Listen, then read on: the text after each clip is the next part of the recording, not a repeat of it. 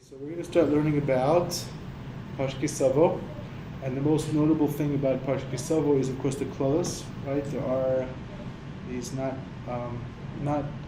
apparently positive things that are going to happen to Jewish people if they don't listen to Hashem. That's what it says in the parsha. There are 98 klolos. Now these klolos, these curses that we're talking about here, we have to know that they are primarily spiritual realities, as Moshe Valley says. They're primarily the spiritual things that if you do this, you'll get this, if you do that, you'll get that. There also are effects. That's why it's not, the Torah isn't talking about, well, yeah, a couple of times, you know what's going to happen to you? This time, and every 50 years, every 100 years, it's not what it's talking about. It's talking mostly about the fact that if you're spiritually not attuned to what's going on, so it's going to mess you up, and you're not going to have an easy time of connecting to Hashem. That's the first thing to be aware of, number one. Number two is the Ramaz. It's very important, Ramaz. The Ramaz says if you listen, I always say it's very important, Ramaz. He says if you're listening to the klolos, nullifies their power. He says when you listen to the klolos the right way, but he just says going to hear them. He says you should hear them dafka because they get rid of the koch of the klolos on the Jewish people. And it's well known from the Baal Tanya that when the Baal Tanya would read them, the Rebbe would feel like all the klolos were always completely misbattled, they were gone. And after he passed away, so there was a different Baal Koreh, and he felt like he was very upset about, like, he's like, where's my father's laning? He needed that laning. I don't know if the Baal Tanya himself laned it, or his being in there during the landing is what did it. I don't know exactly. But his presence somehow, you felt the klolos were just spiritual things, and he was nullifying them and speaking them. And here we are, and we're like, what do we do now? We're completely at a loss. So that's the first thing to be aware of. That's a very, very important part of the parasha. What we're going to start now is Rav Tzaddok. I think we're going to start with Rav Tzaddok. And Rav Tzaddok, as usual, is very, very difficult to teach, especially because he has so much to say, and you just want to say one thing in 15 minutes. It's a little bit hard to like pick that one thing about Bikurim. He has so much to say. It's like, well, so you have only so much you're going to be able to cram in. We'll see. Bless Hashem. So the first thing to be aware of, in terms of Bikurim, Rav Tzaddok says some very, very amazing things as usual. So he says, it's very interesting. He says, what's the pshat that it says Hashem Elokecha, right? When you go into the land, right? He says you're going to say, right?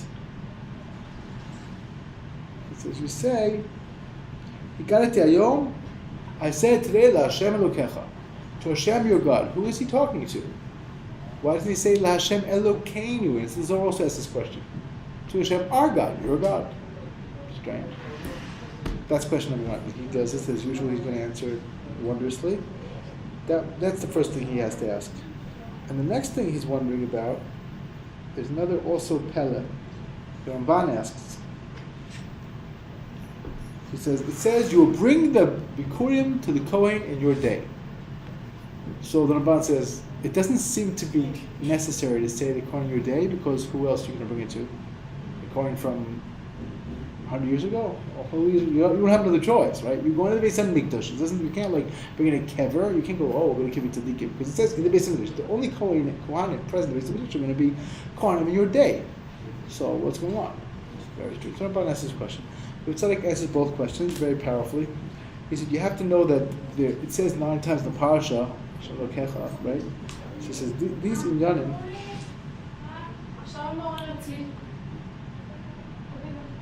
he says you have to know that one of the times it says it's Hashem Elokecha in our parasha, right? This expression, he says, is in Bikurim. He said the 9 times represent the 9 higher aspects.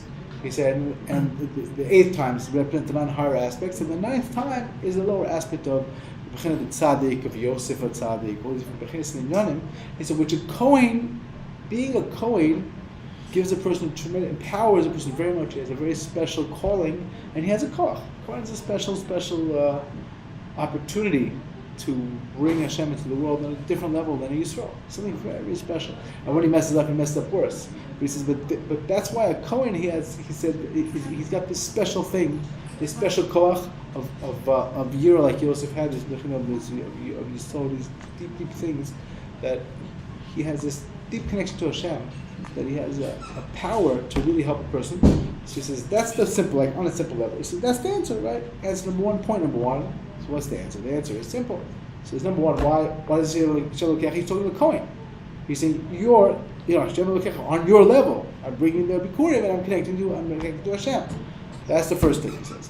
And the second thing that he says is that and also the Ramaz's question, what's the Ramaz's question? The Ramaz said, what's this, the coin in your day? Of course in your day, what other coin can you use? He says, no, the coin you can use, you would think, well, you have to have a coin on a big level. What do you mean? You're not gonna, it's not so simple. If you guys not mamish the biggest person, you're not going to get it. You're not going to be zocha to get the tikkun of Bikurim. He says, no, you get it even without that. Even without this person, without, whoever the coin is, at the biggest levels, whatever it is, he's able to, in your day. It's just like it says, Yiftach Miyom Kei Shmuel. That's what he says, Bekitzer. He says, now the truth is that, really there's another level, the 10th level of Malchus. Malchus is the lowest level. And that the aspect that's called Malchus, that aspect means that a person makes Hashem the Melech. Now we know we've spoken about this before. I think that like the Guru, I think, points out and explains this in two different places in the Ari, that really Malchus on the one hand it seems to be the weakest, right? Like the moon. The moon has nothing of its own. Nothing. The moon is nothing. Right? On the other hand, who's the Melech? What's the Melech's aspect? Malchus. Yehuda was Malchus. Melech's Malchus. What do you mean he's Malchus? If he's the weakest, he has nothing, like the moon, you have to give him everything. He has nothing of his own. He's the king. One would think that the king will be the ultimate giver, the ultimate mashpia, but that's not what the king is. The king is Malchus. And yet he has to be the ultimate mashpia. So what does it mean that Malchus, kingship, is like receiving you have nothing? It's the aspect called kingship. So on a simple level, again, before we deal with this problem of the king, we say, what do you mean? What's the problem? After all, a king, a person brings God's kingdom in the world when it's difficult, so he's able to bring God's kingdom in the world. That's what all the Hasidic work explain. But the bottom line is that how is a king this aspect? So he says something very, very fascinating. In the Gra, he says that the truth is that there's different levels of Malchus. Malchus is b'shleimus mamish, fixed everything 100%, so then that's the strongest koach. So when you really go till the very end, you get to a level of Pinchas or Eliyahu. That's the Hebrew. The Medrash says that in the Emor that if someone will say, if Adam Arishon hadn't sinned, you tell him, he wouldn't have died. No, he wouldn't have died. So you tell him, Nechanami. Pinchas also managed it. Eliyahu managed it. Eliyahu Malach HaBris, he managed it. He's Zoiche. He has Chus tremendous Chia to bring down and to reveal this wondrous aura of the Zihara Ilah of Adam Rishon. He didn't fall. He didn't fail. He didn't mess up. That's the aspect of this Indian of what Malchus is about. So you have this bechin of Malchus really fixing Malchus 100%. So a king had a special opportunity, had a special koach. It's not also 100%. They worked on it. David got close. Shlomo almost made it, but the Revin Mashiach from the king, it didn't happen yet. We're waiting. Hashem will help. But the truth is that these kings, these things, these inyanim, you have this bechin of Malchus. Malchus is the hardest thing to fix. As we say, so really, what's the aspect of Malchus that we deal with every week, which is the higher aspect? He said, that's Shabbos.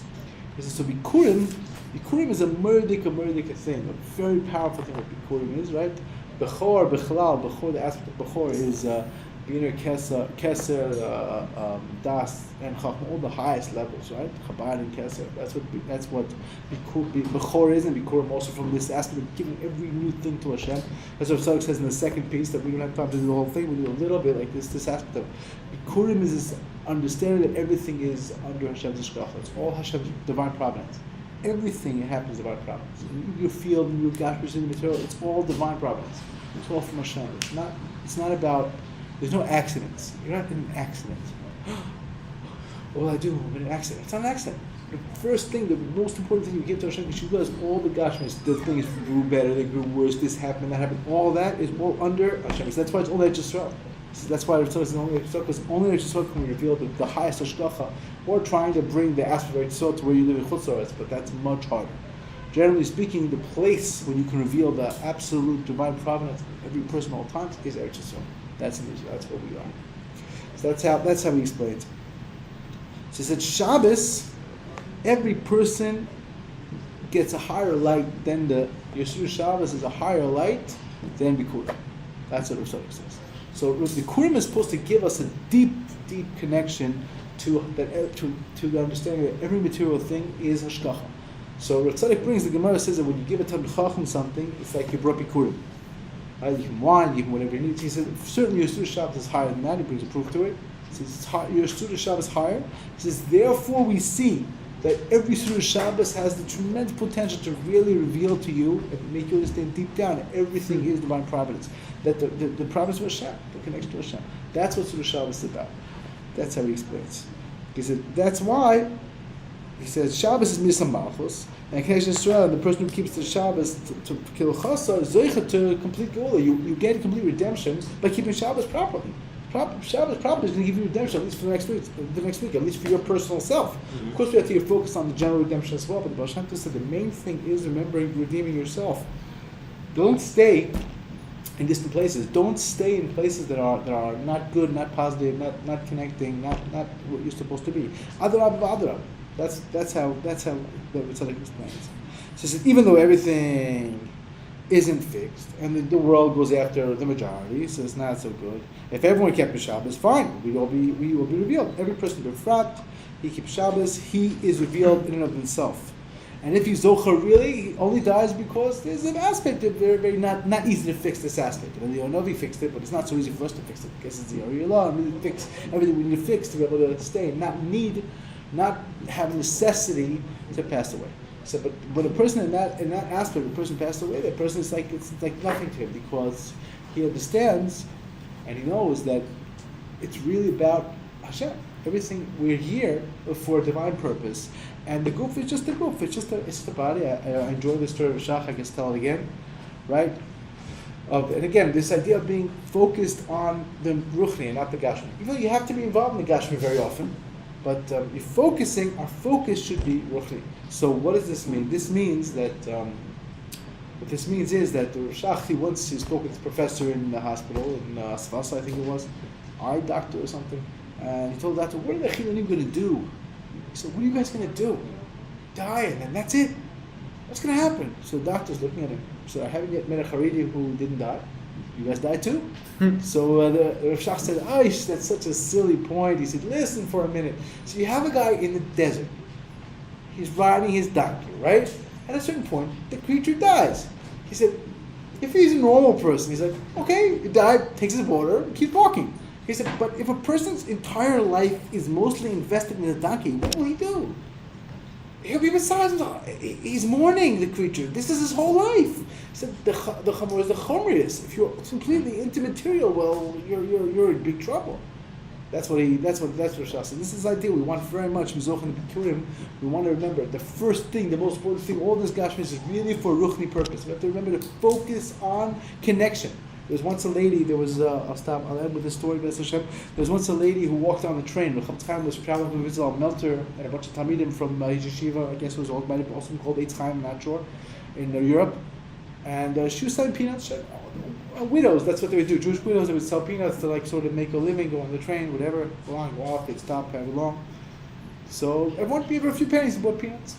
Chavetz Chaim said somebody who had in mind, he's doing a mitzvah, helping this poor lady, distressed lady who needs help. He did the biggest things by paying for these peanuts. And someone who didn't, he did nothing. Nothing. You bought some peanuts. Shkoyach. I'll tell you first, you have to. It's like silk. He said you have these silkworms. He said you have to produce the silk. If the worm doesn't produce the silk, it's worthless. It's just a stupid worm. You want the silk. You don't do. Why are you cultivating these worms? They're just worms. No, they make silk. If you can't get the silk out, it's nothing. It's something or material. You need to bring the silk out. You need to get out the good. Hashem Shas Mizocha. So the Or Bikurim, the Or of Shabbos. Good things.